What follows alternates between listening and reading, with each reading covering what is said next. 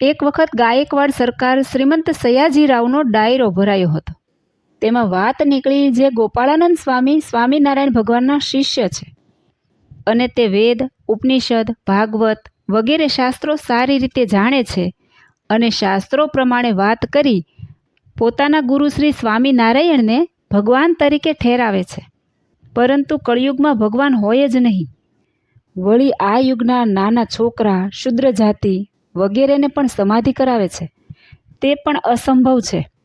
કેમ જે પૂર્વે સત્યયુગમાં મોટા મોટા મહર્ષિઓ હજારો વર્ષ તપ કરી રાફડા થઈ જતા તો પણ તેઓને સમાધિ થતી ન હતી અને સપનામાં પણ ભગવાનના દર્શન થતા ન હતા.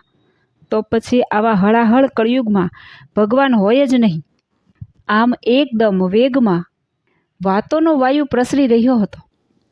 તેવામાં સભામાં બેઠેલા પ્રખર પંડિત શોભારામ શાસ્ત્રી બોલ્યા છે, આવા પ્રતિષ્ઠિત રાજ્યમાં આવું તૂત ક્યાં સુધી ચાલશે? માટે તેનો અટકાવ કરવા માટે બંદોબસ્ત કરો. ગોપાળબાઓ બધાને વાતો કરીને પોતામાં ખેંચી લે છે અને ગામના તેમજ શહેરના ભોળા લોકો ગાંડા તૂર થઈને તેમની કેળે ભમ્યા કરે છે. તેવામાં સભામાં બેઠેલો ઢૂંઢુબા ભડકી ઉઠ્યો અને બોલ્યો, એને સીધા કરવા એ તો મારું કામ છે.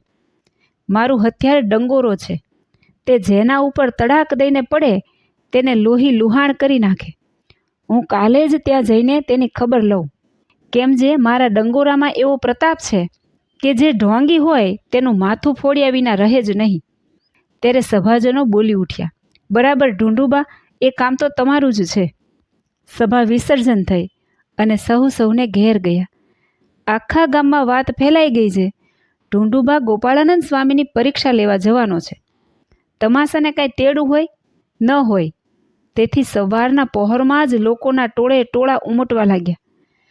જેઓ મહિમા જાણતા હતા તેઓને તો નક્કી હતું જ આજે તો ઢૂંઢુબાના ઘાટ ઘડાઈ જવાના છે.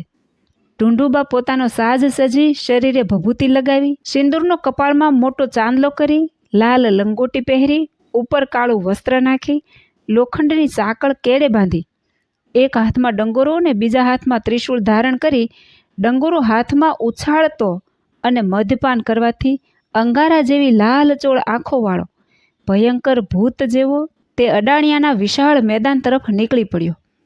આ બાજુ સદ્ગુરુ શ્રી ગોપાળાનંદ સ્વામી અડાણિયાના વિશાળ મેદાનમાં પીપળાના વૃક્ષ નીચે બેસી શ્રી સ્વામિનારાયણ ભગવાનના સર્વોપરી મહિમાની વાતોની લાહણ કરી રહ્યા હતા. કેટલાકે આવીને સ્વામીને કહ્યું, જે સ્વામી, તમે આજે જાઓ તો સારું, કેમ કે દુષ્ટ ઢૂંઢુબા તમને મારવા માટે આવે છે.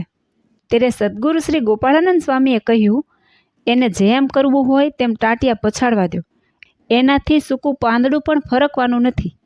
હરિભક્તો કથા શ્રવણમાં મગ્ન બન્યા હતા. કેટલાક ઢૂંઢુબાનું પરાક્રમ નિહાળવા એકત્ર થયા હતા. જોત જોતામાં ભૂતની જેમ ભયંકર ભેંકાર કરતો તે સભામાં આવી નિર્મર્યાદિત રીતે ઊભો રહ્યો. તેનું ભયંકર રૂપ જોઈને કેટલાક તો ખૂબ ત્રાસ પામ્યા. ત્રાળ પાડીને તે અહંકારી બોલ્યો, તમે કોના અખાડાના છો, કોના દ્વારના છો અને કોનું ભજન કરો છો? ત્યારે તેની મૂર્ખાએ સામો હસતા હસતા સદ્ગુરુ શ્રી ગોપાળાનંદ સ્વામી બોલ્યા, અમે સાક્ષાત સર્વોપરી શ્રી સ્વામિનારાયણ ભગવાનના સંત છીએ અને તેમનું ભજન કરીએ છીએ. ત્યારે ઢૂંઢુબા ભડકીને બોલ્યો, આ મારો ડંગોરો જોયો છે? જે મિથ્યા ગુરુ હોય તેના માથા ઉપર તે ધડાધડ પછડાય છે. માટે તમે બધું જ પાખંડ મૂકી દઈ જલ્દીથી આ શહેર છોડી ચાલ્યા જાઓ, નહીં તો તમારી ભૂંડી દશા થશે. કાલ સુધીમાં ચાલ્યા જજો, નહીં તો પછી હું તમને છોડીશ નહીં. આ વાત સાંભળી સદ્ગુરુ શ્રી ગોપાળાનંદ સ્વામી બોલ્યા, કાલના વાયદાની શી જરૂર છે? આજે જ તારી ઈચ્છા પૂરી કર. અમે પણ જોઈએ કે તારો ડંગોરો કેવો પ્રતાપી છે. આ સાંભળી ઢૂંઢુબાનો નખ શિખા પર્યંત ક્રોધ વ્યાપી ગયો અને જંત્રમંત્ર બબડતો ડંગોરાને ફેરવવા લાગ્યો અને આ ડંગોરો આવ્યો એમ બોલતાની સાથે તેણે ડંગોરો છૂટો મૂક્યો. ડંગોરો ઉછળ્યો તો ખરો, પણ આજે ઢૂંઢુબા માટે ન બનવાનું બન્યું. ઉછળેલો ડંગોરો ઢૂંઢુબાના માથા ઉપર તડાતડ કરતો ટીચાવા લાગ્યો. જોત જોતામાં તો તે લોહી લુહાણ થઈ ગયો. માણસોને વિચાર થઈ પડ્યો છે, ઢૂંઢુબાએ મંત્રો ઊંધા ભણ્યા કે શું? ત્યારે સમજુ હતા તે કહેવા લાગ્યા છે, આ સદ્ગુરુ શ્રી ગોપાળાનંદ સ્વામી સાચા છે. માટે તેમના પ્રતાપથી તેમને કંઈ અસર ન થઈ. પરંતુ ઢૂંઢુબા પોતે જ પાખંડી છે, તેથી પોતાનો ડંગોરો પોતા ઉપર જ ટીચાય છે. ડંગોરાના સખત પ્રહારથી તે ઢૂંઢુબા ઘડીભર બેહોશ થઈ પડી રહ્યો અને સ્વસ્થ થતાં નીચું મોં રાખીને પડતો આખડતો ધૂળમાં રગદોળાતો માંડ ઘરે પહોંચ્યો. તેને એમ હતું કે આ વાત છાની રાખું, પણ આખા ગામે નજરે નિહાળી વાત છાની શાની રહે. સરકાર પાસે વાત પહોંચી ત્યારે સરકારે વિચાર્યું જે સદ્ગુરુ શ્રી ગોપાળાનંદ સ્વામી પાખંડી નથી, ખરેખર સત્ય જ છે, નહીં તો આવું ન બને. ઢૂંઢુબા જ્યારે પોતાના પરાક્રમનું પ્રદર્શન કરવા ગોપાળાનંદ સ્વામી પાસે આવ્યો હતો ત્યારે હજારો માણસો એકત્ર થયા હતા. તેમાંથી ઢૂંઢુબાના પાડોશનો એક બ્રાહ્મણનો 5 વર્ષનો છોકરો બેઠો હતો. તેના ઉપર સદ્ગુરુ શ્રી ગોપાળાનંદ સ્વામીએ કૃપા દ્રષ્ટિ કરી, તેથી છોકરાને સમાધિ થઈ ગઈ. અક્ષરધામમાં તેને શ્રી સ્વામિનારાયણ ભગવાનના દિવ્ય તેજોમય દર્શન થયા અને સ્વામિનારાયણ ભગવાને તે છોકરાને એક પેંડો આપ્યો. પછી સમાધિમાંથી તે બાળક જાગ્યો ત્યારે તેના હાથમાં પેંડો જોઈ તેનો દુષ્ટ મામો બોલ્યો છે, ગોપાળ બાવાએ જાદુ કરી તારા ઉપર ભૂરકી નાખવા પેંડો આપ્યો, માટે ખાઈશ નહીં. એમ કહી પેંડો ઝૂંટવી લઈ ઘેર જઈને પાડોશમાં રહેલી ઢૂંઢુબાની 5 વર્ષની નાની છોકરી મથુરાબાઈને આપી દીધો, એટલે તે તરત જ ખાઈ ગઈ. દિવ્ય પ્રસાદી ખાવાથી તેને સમાધિ થઈ ગઈ અને તેણીએ સ્વામિનારાયણ ભગવાનના દિવ્ય તેજોમય દર્શન કર્યા અને અનંત અપરંપાર ઐશ્વર્ય જોયા.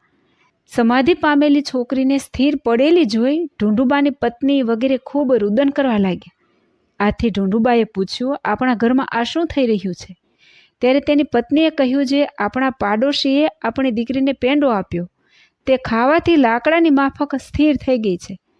આ સાંભળી ભય પામી ઢૂંઢુબા એકદમ ઊભો થયો. જોકે ચાલવાની શક્તિ ન હતી, છતાં પણ આવીને જોયું ત્યારે કહેવા લાગ્યો છે, ગોપાળ બાવાનો પ્રતાપ અહીં પણ પહોંચ્યો. આમ ધમાલ ચાલી રહી હતી તેવામાં છોકરી જાગી.